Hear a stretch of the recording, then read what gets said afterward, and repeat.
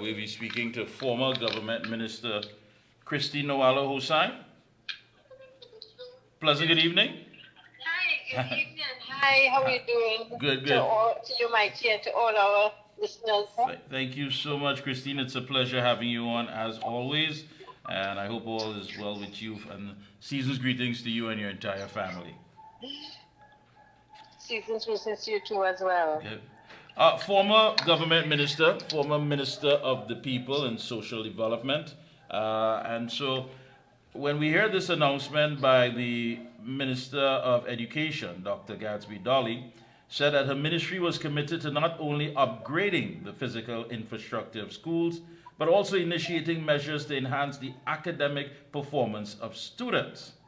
And of course, instead of these unruly students, according to what they're saying, that are taking away time and consuming time from teachers, they will instead be enrolled in the military-led academic training MILAT, a program through a mandatory policy to cut down on indiscipline while ensuring learning objectives are met.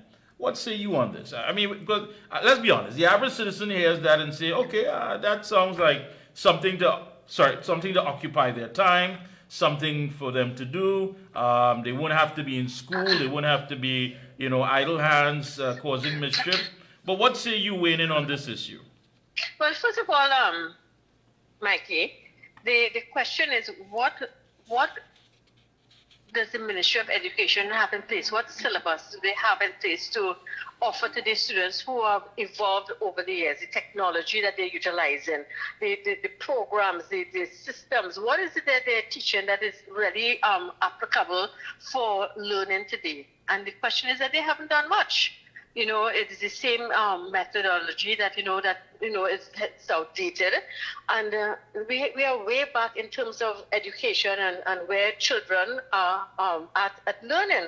They're at home with tablets and these different devices, and when they come into schools, you're giving them, you're taking them back to the dark ages to begin to learn. So you really don't have their attention as you would normally have if they were at home or in another atmosphere. Learning, because they have the ability to learn. They just don't have the aptitude simply because they don't have the resources, the opportunities. Well, but I understand that. And perhaps one could look at it as putting a Band-Aid on cancer and hoping that this is going to do something. There are some concerns that many of these young people may simply be caught up in a system where, in fact, that they, that's it. They're just pushed to the side, they're in a program, they're out of the hands of the teachers, they were too indisciplined for their parents to take care of them. So, out of sight, out of mind.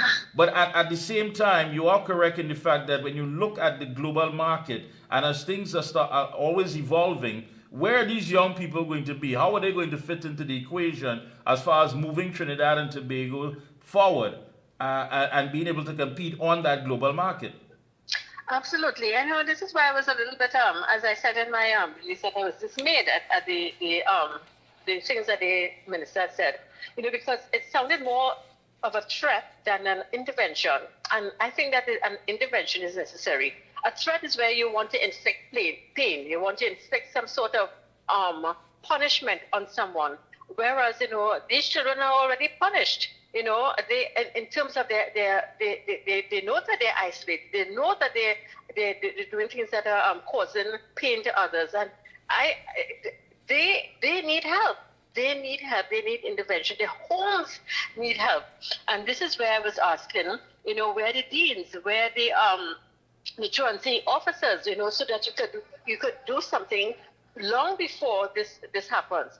Parents are faced with economic challenges. They're faced with a number of they're not even parents. When I say they may be a parent in terms of giving birth, but in terms of being able to understand what parenting is, they don't.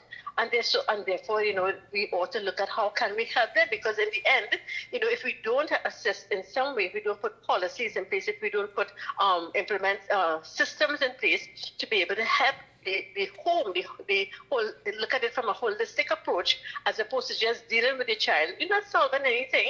There are other children in the home who will be left behind. And as far as I'm concerned, our policy should be no child should be left behind. But the government minister has already indicated that there is in place that there's a child who's beyond help. How can we say that? You have already given up on a child. We don't give up on a child. We don't give up on the most important currency of any society. You get rid of a child and what happens? You lose a generation. You lose generations if you do that. And so I don't think that the minister has thought out her strategy carefully. I don't think she's in contact with her colleagues in terms of the other ministries in working it out holistically. How can all the ministries come together to find a way to bring about a stakeholders' understanding of how we approach this? Yeah, and I understand your point quite clearly. But one has to look at it from the fact that based on our society and the way perhaps we function as part of our culture, again, it goes back to outer sight, outer mind. It's been a problem here. We simply shifted somewhere and hope for whatever reason we don't have to deal with it again.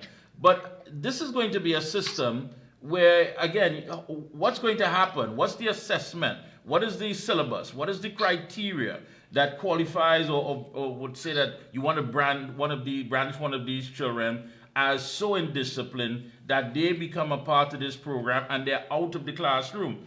The minister said that, pointing out that school officials were usually hesitant to expel students. In a lot of cases, principals may not want to go to the distance of the process of suspension or applying for extended suspension and bringing it to the fore so that there's a record of behavior and what have you. So they're a bit hesitant. But now it seems mandatory.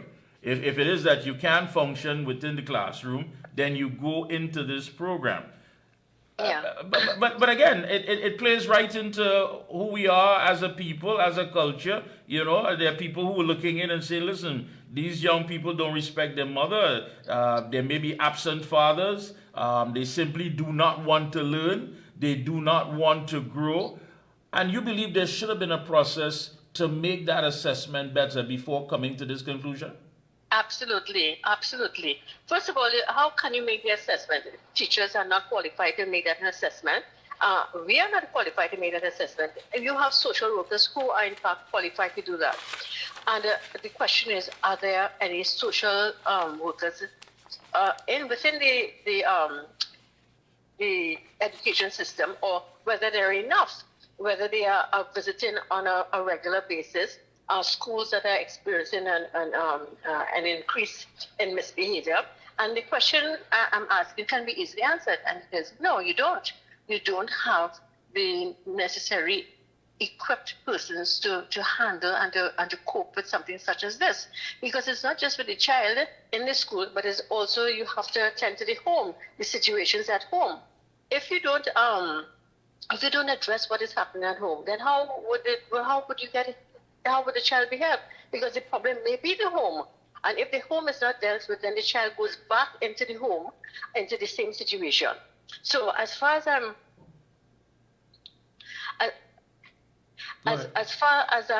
understand, they're not dealing with that. They just do not have the social workers in place.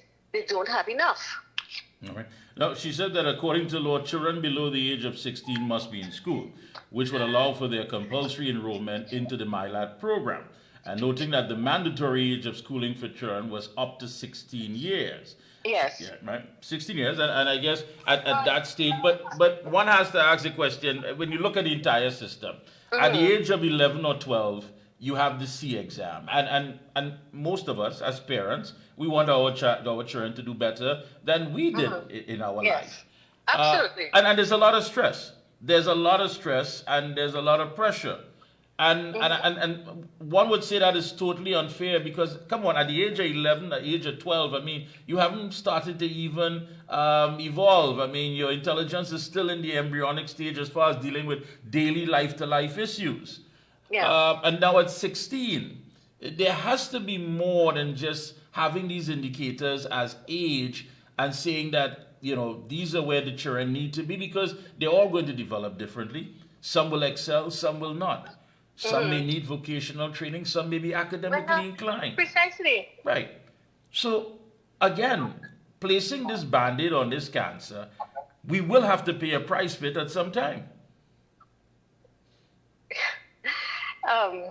Mikey, this government has imposed so much hardship on the people. I don't think they know how to alleviate any of the issues that they're experiencing. I don't think they understand.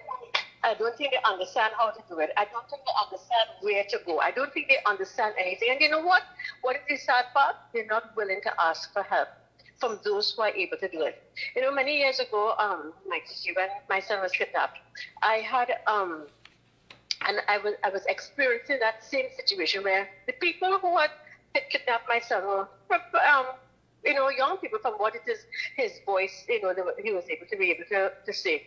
And so at the end of the day, what I had suggested is let them,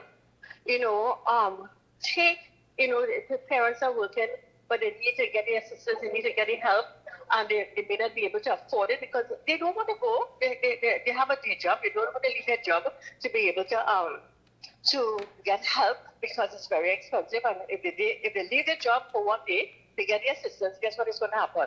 They're not going to have any salary at the end of the month. So what I suggest, they're paying NIS. Please, let the NIS begin to pay persons, who would have lost their earnings for the day. Let them go to counseling for their children, for their families, so that you could have, in the end, they will be better, equipped to handle, problems at home. It may be they need parenting skills taught. They may need intervention in other ways, whether it is home, with domestic issues, with financial issues, all these things. And instead of use it. But at that time, we had a robust NIS collection system, a contribution system. But and things could have been changed back then. A lot of things had happened back then that could have been rectified. But they did not want any advice, Mikey K. And so we have a situation on our hands where there's a crisis, and the government's intervention is we're going to just put them into Mahila, and that will solve everything. It will not, because there's still situations in the home. There are economic problems in the home. There may be children who have learning disabilities, and the systems in the school does not assist in helping them learn. Yeah, and it's not to say that the ministry does not have at its disposal methods of getting information, because one of the things they were able to share is that antisocial behavior usually began around Form 3 for secondary school students. And that says something. I mean, if you have that information, one would think that you would be able to start putting other programs in place, especially around that time of Form 3. Yeah. So it really says a lot. And I hope really and truly that we don't have to pay a price for this, because when you start talking about young people and those, future leaders, and you start creating a system where it sort of stunt them from developing and becoming the best that they can be, we as a nation, we will have to pay a price at some time. Absolutely. Yeah. We'll pay the price. Listen to me. These are our future leaders, We are dealing with a generation, And I don't think that anybody is understanding this. It is not you throw them into this school and it will solve everything. It will not. We have to intervene at all levels. Every single ministry should be involved in trying to bring a result in how do we address the concern of our children, where they're going. And it's not, I say our children, and my children are all grown, but it's our children, it's my nation of Trinidad and Tobago, and whatever affects them affects me, affects you, it affects all of us. So I don't think that the minister is of like mind to think that this is our country and that it needs to get intervention. It needs social intervention, not just putting children aside assuming that, well, it either work or it don't work, because guess what? There's some children who are beyond help. You have already created an escape for yourself. And instead, you've put a number of children into a prison. And I'm not talking about a physical prisoner, Yeah. but a mental prison, an emotional prison, a physical, even a physical one if it continues like this. And so I am of the very strong view that the minister has not thought out much. As a matter of fact, she may not even know what interventions are really in place. And so it's just a lot of fluff and bluff as that normally comes out from the government. Okay. I want to agree with you on that, but I want to thank you so much for taking time out to link with us here this evening. It's very insightful. Best of luck to you and your entire team, and we'll be checking in with you periodically. And hopefully, good sense will prevail, because again, anytime you have a system that is going to somehow throw off or derail the development of a young mind, then we will pay the price as a country. Absolutely. They need to speak with the principals. They need to speak with the teachers. They need to speak with the parents. They need to have a stakeholders meeting. I agree. And really have a genuine heart-to-heart talk. And that's if they're interested. The truth is whether they are interested. Thanks a lot. All the best to you. Thank you so much. All right.